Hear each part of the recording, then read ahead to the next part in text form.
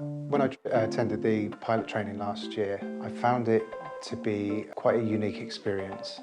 The way the training was delivered, co-facilitated by professionals, clinicians, autistic people, carers, family members, made it quite different from any training that I'd received before. I think it added a lot of power to the training. It certainly had a deeper impact on me as a clinician, but just as Mike, deepening my knowledge, my understanding of autism, of autistic people and the experiences that autistic people might have. As a clinician, it certainly made me reflect on the narrative that's used in a mental health setting. I can recall experiences where we would receive referrals for a patient to come into a service, and the word autism or autistic would raise anxieties for myself included and my colleagues, and that's because of the negative narrative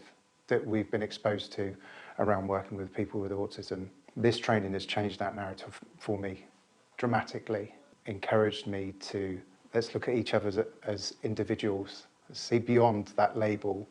Let's be inquisitive about what works for each person as an individual so we can deliver better care, support people more effectively. And that's what I strive to do. And now in my role as a team leader, I feel like I'm in a great position to help my colleagues to challenge the narrative that's out there. And there's many different arenas in which I can do that, and I look forward to doing that. As a team leader, I would encourage all of the staff that I work with to attend this programme to firstly deepen their knowledge of autism, of working with autistic people. I would hope that they would get what I got from attending the training. Working in a mental health setting is challenging. It's challenging for the staff that work in the setting, it's challenging for the patients that are in that setting. They can be noisy, chaotic, unpredictable environments that can raise anyone's anxiety. This training will help my colleagues to understand how it impacts on their anxiety, but also on the anxieties that might be faced by an autistic person.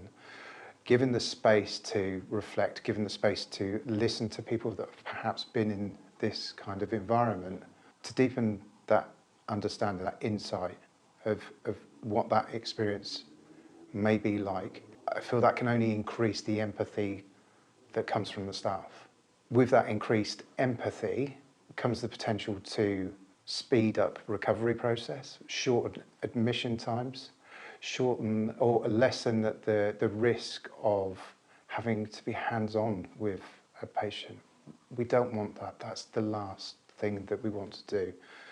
It's damaging to the therapeutic relationship for anyone. So with that greater depth of knowledge, of understanding, of empathy, we can work to resolve that.